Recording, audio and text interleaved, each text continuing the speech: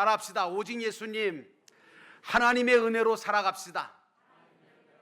아멘. 오늘도 믿음으로 이 자리에 나와 하나님 앞에 예배하고 주의 말씀을 함께 나누시는 여러분 모두에게 우리 주 예수 그리스도가 주시는 은혜와 평강이 넘치시기를 주의 이름으로 축원합니다. 오늘 말씀의 제목은 하나님의 은혜라고 하는 제목입니다. 우리가 신앙생활하면서 잊지 말고 신앙생활할 때 잊지 말아야 될 것 중에 가장 중요한 것은 바로 하나님이 우리에게 베푸신 은혜와 사랑에 대해서입니다. 믿는 우리는 지금도 또 앞으로도 계속해서 또한 하나님의 은혜가 아니면 살아갈 수 없다고 하는 이 고백을 가지고 은혜를 늘 구하면서 하나님이 주시는 은혜에 또 감사하면서 하루하루를 살아갈 때 우리의 삶이 하나님 안에서 사는 복된 삶이 될 줄로 믿습니다.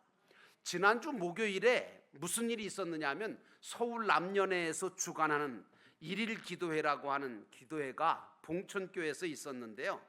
그곳에서 세 지방 목회자들이 함께 그 예배 시간에 집회 시간에 은혜 아니면이라고 하는 찬양을 불렀습니다. 근데 그 곡을 제가 딱 받아보고서 이 곡을 내가 알겠지 했는데 받아보니까 그 곡을 잘 모르는 안 불러본 곡이에요. 그래서 그 찬송을 연습을 해야 되겠더라고요. 특송을 하라고 그러는데 그래서 그 찬양을 틀어놓고 MR을 틀어놓고 30번 이상을 같이 불러봤습니다. 그런데 처음에는 정말 따라 부르기가 힘들었는데 한 30번 정도 열심히 따라서 부르다 보니까 부르면 부를수록 더욱더 하나님의 은혜가 차오르게 되고 그날 그 시간에 특별 찬양을 하는 그 시간에 그 찬양을 부르는데 순간 제 마음속에 하나님의 은혜가 아니면 나는 살아갈 수가 없는 존재이구나. 하나님의 은혜와 사랑에 대한 감사와 감격이 차올라 정말 감동스럽게 그 찬양을 하나님 앞에 올려드린 경험을 하게 되었습니다. 이제 제가 이 말씀을 드리는 이유는 하나님의 은혜라고 하는 이 제목의 말씀처럼 하나님의 은혜가 무엇인지를 알고 그 은혜 때문에 살아가는 저와 여러분이 되시기를 원하기 때문입니다. 이제 본문의 말씀으로 돌아가서 첫 번째 은혜가 뭐냐? 하나님의 사랑이 우리 영혼을 살리셨다는 겁니다. 4절에 보니까 긍휼에 풍성하신 하나님이 우리를 사랑하신 그 큰 사랑을 인하여 허물로 죽은 우리를 그리스도와 함께 살리셨고 라고 하는 제목이 나옵니다. 말씀이 사도 바울은 본문 1절에 보니까 허물과 죄로 죽었던 너희를 살리셨다라고 말하고 있습니다. 잘 아시는 바처럼 창세기의 말씀을 보면 아담과 하와는 에덴 동산에서 사단이었던 뱀에게 속아서 선악과를 따먹고 하나님의 말씀에 불순종함으로 말미암아 죄를 짓고 영적으로나 육적으로나 죽음을 맛보게 됐잖아요.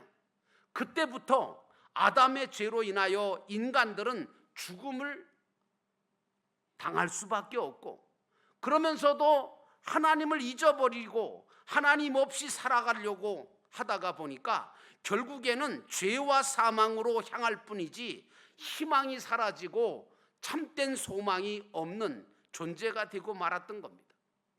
오늘날 현대인들을 가만히 보면 하나님을 알려고도 믿으려고도 하지 아니하고 오직 자기 자신과 세상과 물질을 하나님보다 더 사랑하고 더 믿고 살아가는 모습을 보게 되어집니다. 그렇게 사는 삶이 그러면 잘 살까? 그렇게 살다가 보니 온갖 탐욕과 욕심에 빠지고 죄악에 빠지거나 믿음을 잃고 살아가는 모습을 우리가 많이 보게 되어집니다. 여러분, 죄가 뭡니까? 원어로 하마르티아라고 그럽니다. 죄는 하나님의 뜻에 빗나가는 것이 죄고 법을 어긴 것이 죄거든요. 그리고 허물은 무엇이냐 하면 파라레토마라고 해서 하나님을 배반하고 길을 잃고 타락한 것을 허물이라고 얘기합니다.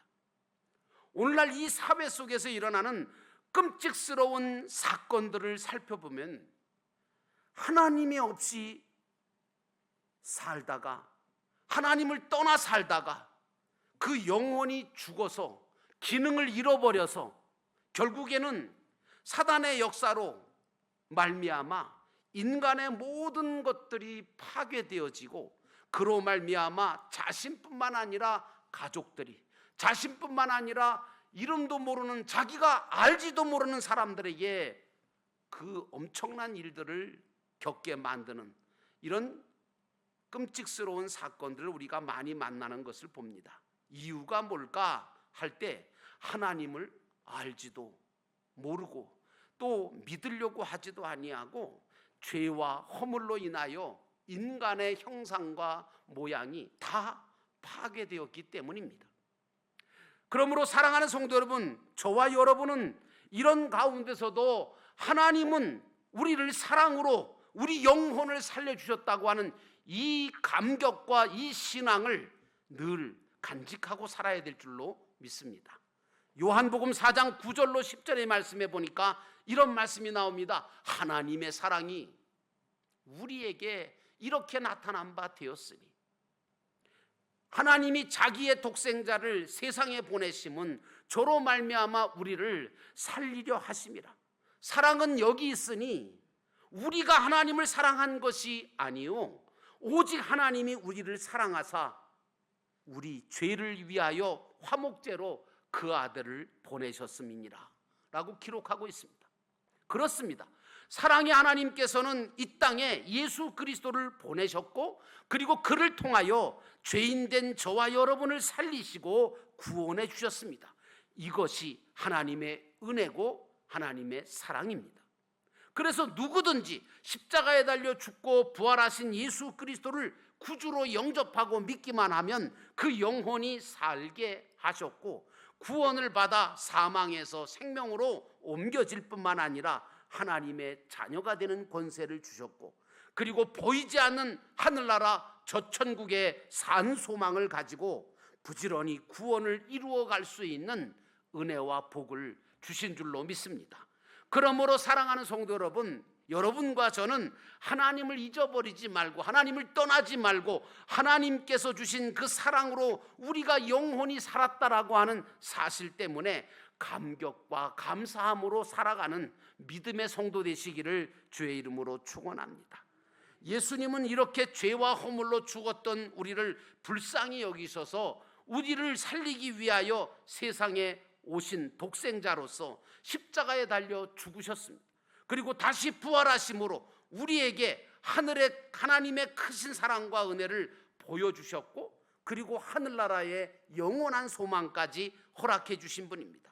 그래서 이것을 깨닫고 감사할 줄 아는 성도는 정말 하나님 앞에 감사와 그리고 감격함과 고백을 가지고 있습니다.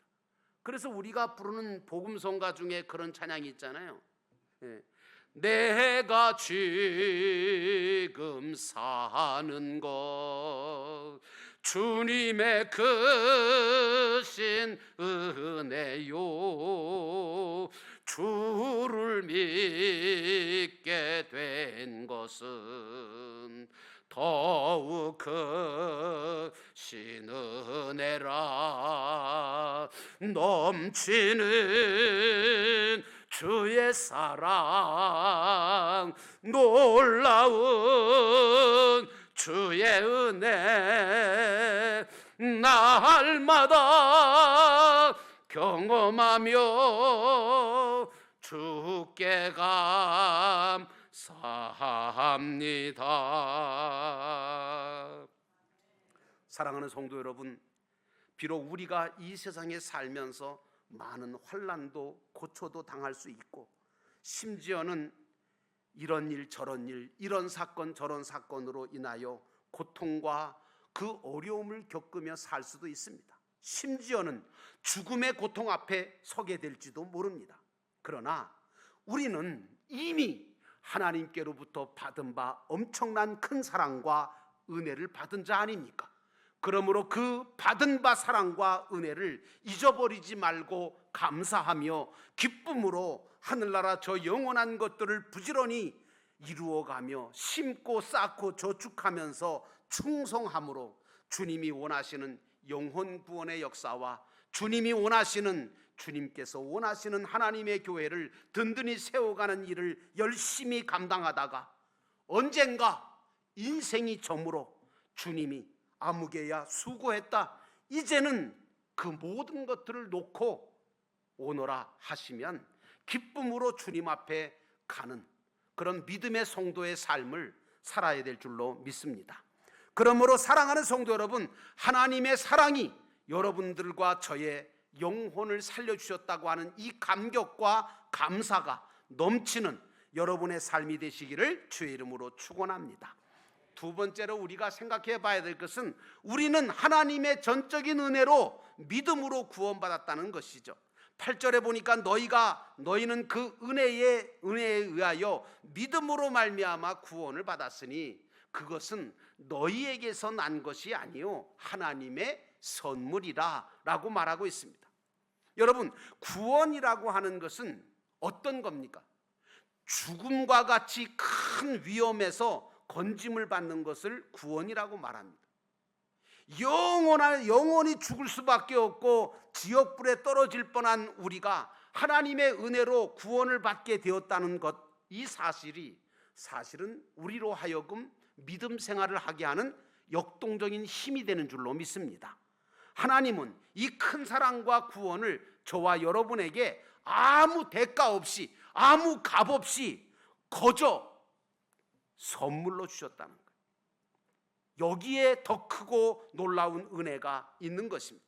그래서 어떤 분들은 이런 큰 구원의 은혜를 설명해 드리면, 아니 그 큰 은혜를, 정말 엄청난 그 은혜와 사랑을 값없이 주셨다고요? 공짜로 주셨다고요? 그거 참 믿기가 힘든데요? 그렇게 말씀을 하시지만 그러나 사실입니다. 왜 우리가 예수님이 달리신 십자가를 바라보면서 감격하고 감사하는 줄 아십니까? 하나님께서 예수님을 십자가에 죽기까지 우리를 사랑하셨다고 하는, 우리를 구원하셨다는, 우리로 하여금 은혜로 구원하게 해주셨다고 하는 이 사실을 보여주는 그 상징물이 바로 십자가이기 때문입니다. 그러므로 사랑하는 성도 여러분, 저와 여러분은 은혜의 선물로 구원을 받았다는 이 확신을 가지고 살아야 됩니다. 하나님은 우리에게 구원을 은혜와 은혜의 선물로 주셨습니다. 왜냐? 우리가 가진 그 어떤 것을 가지고도 죄사함 받을 수 없고 구원함을 받을 수 없기 때문에 하나님은 선물로 주신 거예요. 은혜의 선물로. 안 그러면 우리가 받을 사람이 없어요. 아무리 돈이 많다고 지식이 많다고 아무리 내가 어떤 사람이라 할지라도 그 죄사함과 구원은 받을 수가 없단 말이에요. 세상의 종교들은 뭐라고 얘기하냐면 우리가 선한 행위를 해서 구원을 받을 수 있다고 얘기를 하고 가르쳐요. 그리고 내가 믿으면 구원받는다 그래요. 그런데 아닙니다. 기독교는 뭐라 그러냐면 하나님이 보내주신 예수님을 영접하고 믿어야 구원을 받을 수 있다. 그런데 그 믿기만 하면, 영접하고 믿기만 하면 구원을 선물로 주신다는 거예요. 값없이.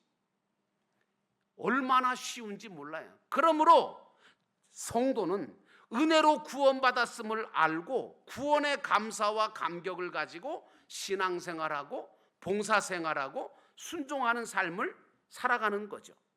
그러므로 사랑하는 성도 여러분, 한 가지 사실을 우리가 깨달아야 되는데, 우리가 하나님 앞에 드리는 모든 것들, 다시 말하면 예배 드리는 거, 기도하는 거, 찬양하는 거, 헌금 드리는 거, 봉사하는 거, 이 모든 것은요 은혜를 받고 복을 받기 위해서 하는 것이 아니라 이미 하나님의 은혜와 사랑을 받았기 때문에 감사함으로 믿음으로 감당해야 되는 줄로 믿습니다.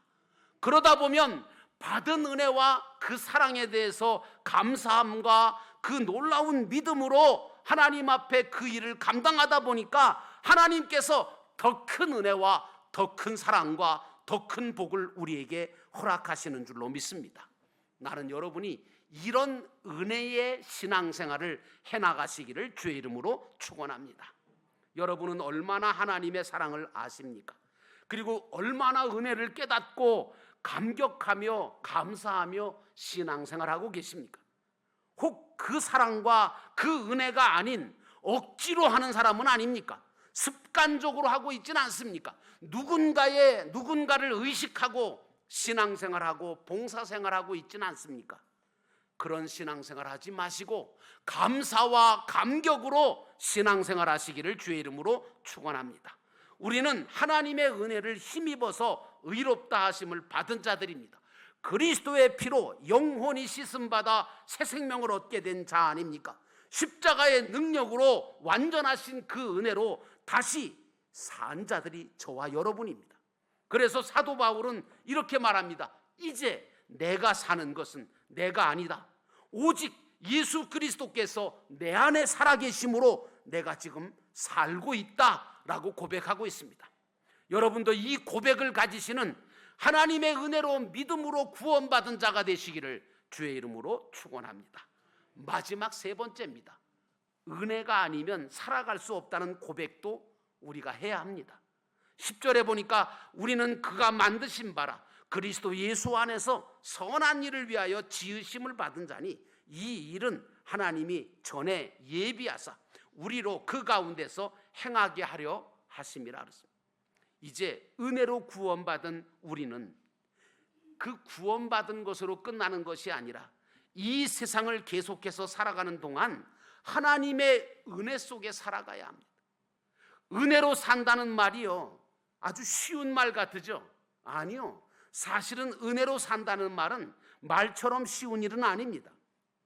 왜냐하면요, 은혜라고 하는 말이, 은혜라고 하는 게 내가 생각하고 내가 원하는 대로 되어지는 게 은혜가 아니거든요. 이것도 무슨 말씀인가 라고 생각하실지 모르겠는데, 여러분, 때때로 하나님은요, 우리가 이해할 수 없는 방법으로 나를 이끌어 가세요.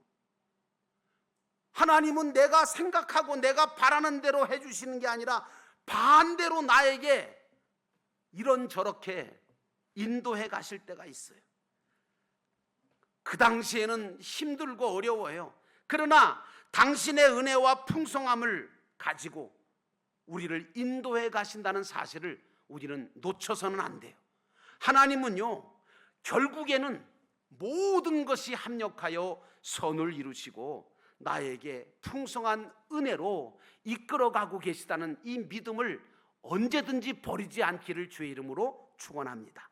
사도 바울은 늘 연약한 육체를 가지고 있었기 때문에 하나님 앞에 기도했잖아요. 하나님, 이거 좀 고쳐주세요. 이 육체의 가시를 좀 제거시켜 주세요. 그때마다 하나님이 뭐라고 응답하셨어요? 내 은혜가 내게 족하도다. 이렇게 하시면서 고쳐주지를 않으셨어요. 그런데 나중에 바울이 깨닫게 되었습니다. 어떻게 깨닫게 됐습니까? 아하, 내 육체의 이 연약함 때문에 내가 주님을 더욱 의지하는 자가 되었구나. 내 연약한 이 육체의 연약함 때문에 오히려 내가 주님을 의지함으로 더 강한 자가 되고 더 많은 일을 감당할 수 있는 능력자가 됐구나. 이 사실을 깨닫고 고백했던 겁니다. 나는 여러분이 사도 바울처럼 고백하게 되시기를 주의 이름으로 축원합니다. 그러므로 하나님의 은혜가 여러분과 저를 살게 하신다는 사실을 잊지 마시기를 바랍니다.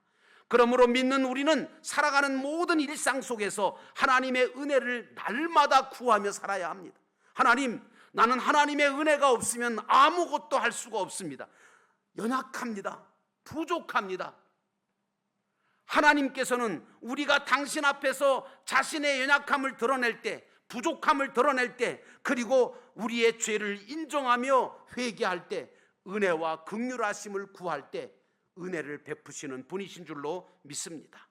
그러므로 사랑하는 성도 여러분, 하나님 앞에서 부끄러워하지 마십시오. 아무것도 부끄러움도 가식도 필요가 없습니다. 벌거벗은 나의 몸 그대로 적나라하게 내놓고 오직 믿음으로 그분의 은혜를 구하면 하나님은 결코 외면하지 않으시고 우리에게 풍성한 은혜를 베푸시는 줄로 믿습니다.